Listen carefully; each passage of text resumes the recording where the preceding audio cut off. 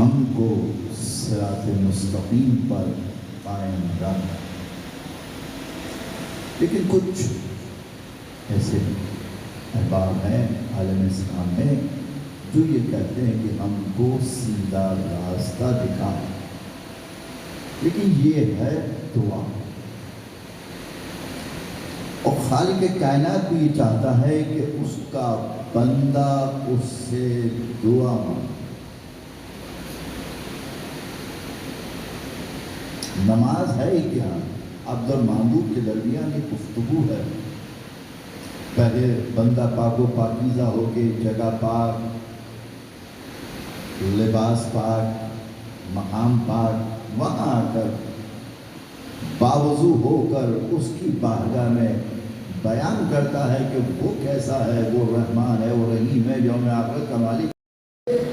بڑا چھوٹے سے مانگے تو یہاں حکم آ جائے گا، یہ دو۔ چھوٹا بڑے سے مانگے تو ہے دعا۔ بات واضح ہو رہی؟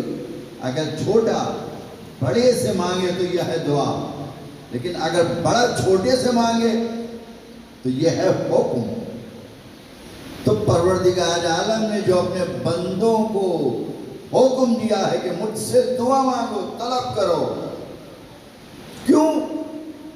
اس لیے کہ وہ ہر ایک کی دعا کا سننے والا ہے۔ ورنہ توجہ کیجیے گا، ہم نے خواہش تو نہیں کی تھی کہ ہم دنیا میں آ جائیں، اس نے پیدا کیا تو آئے، ہے نا؟ یہی بات بھائی، ہماری تو کوئی خواہش ہی نہیں تھی، نہ ہماری کوئی خواہش، نہ آنے کی خواہش، نہ جانے کی خواہش، اس نے بھیجا جب چاہے گا۔ یہ تو اس کی بات ہے کہ وہ ہیں، صاحب حیثیت ہے جس سے مانگا جا رہا ہے، وہ دے بھی سکتا ہے کہ نہیں دے سکتا جس سے مانگا جا رہا ہے۔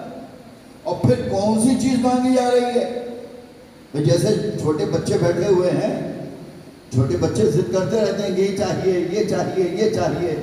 اگر بچہ یہ ضد کرے کہ اوپر سے ہوائی جہاز اڑتا ہوا جا رہا ہو اور کہے مجھے یہ ہوائی جہاز چاہیے، تو کیا وہ باپ دلا سکتا ہے؟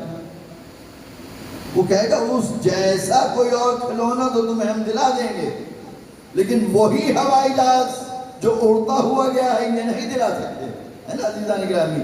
تو مانگتے ہوئے دیکھنا پڑے گا۔ اب خالق کائنات نے کہا ہے کہ مجھ سے مانگو، کیا مانگو؟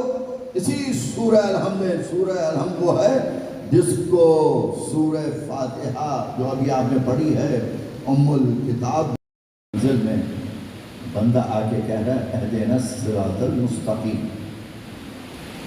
اس سے پہلے وہ کیا اعلان کرتا ہے؟ وہ کہتا ہے ایاک نعبد و ایاک نستعین، ہم تیری ہی عبادت کرتے ہیں، ہم تجھ ہی سے مدد مانگتے ہیں۔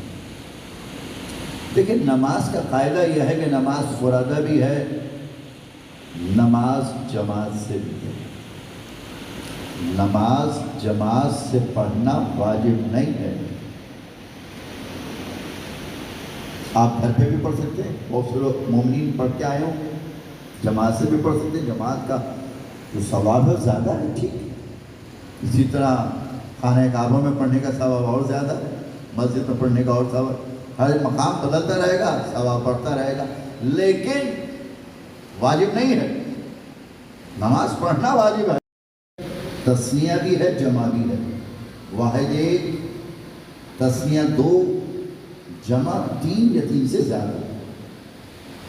جب ہم فرادہ نماز پڑھتے ہیں تو ہونا تو یہ چاہیے کہ واحد کا صیغہ استعمال کریں۔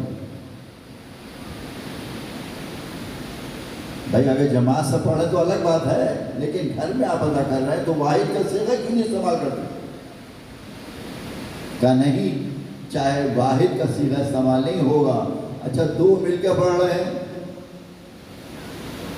تو بھی جمع، تین یا تین سے زیادہ پڑھ رہے ہیں تو بھی جمع، ایک پڑھ رہا ہے تو جمع۔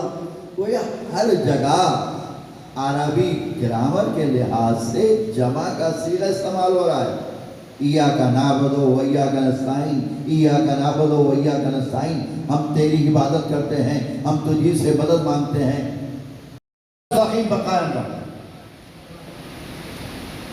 दूसरी जानिब सीधा रास्ता देखा, आगे बढ़। लेकिन दुआ का दूसरा असूल यह है कि जो चीज होती है उसके बाकी रहने की दुआ, जो चीज नहीं होती उसकी दुआ। जिसके घर में औलाद नहीं है क्या दुआ करेगा कि बारे इलाहा तू मुझे औलाद अता कर, औलाद अता कर। और जिसके घर में औलाद है वो क्या दुआ करेगा कि बारे इलाहा तूने जो औलाद अता की है इसको बाकी रख सेहत और सलामती के साथ।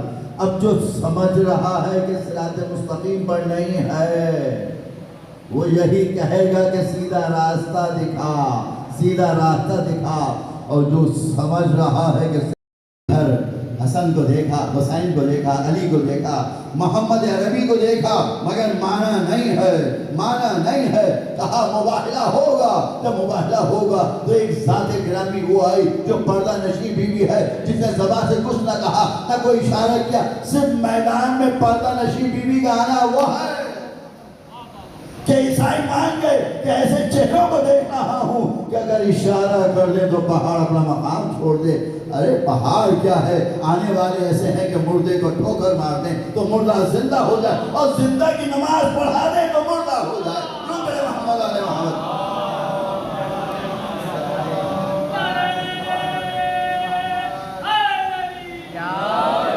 तो अजीज़ान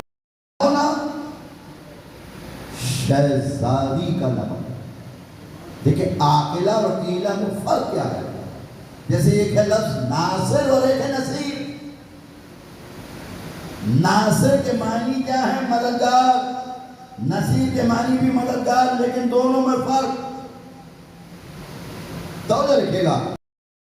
जैसे मौला अबुल फजल अब्बास या खमरे बनी हाशिम, जहां हर कोई हो खूबसूरत, खूबसूरतों में रहते हुए खमरे बनी हाशिम होना अबुल फजल का काम है, और अखीरे बनी हाशिम होना शहजादी ज़ैनब का काम है। दुरूद मोहम्मद अले मोहम्मद। एक मरतबा बाबा से बुलंद दुरूद भेजिए।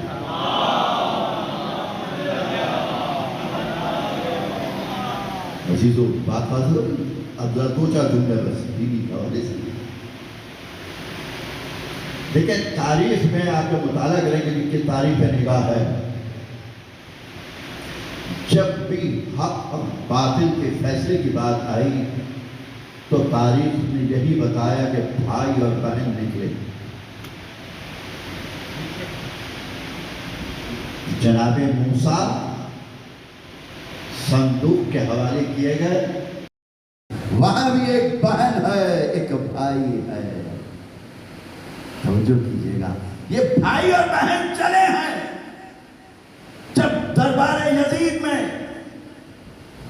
सफीर रोम ने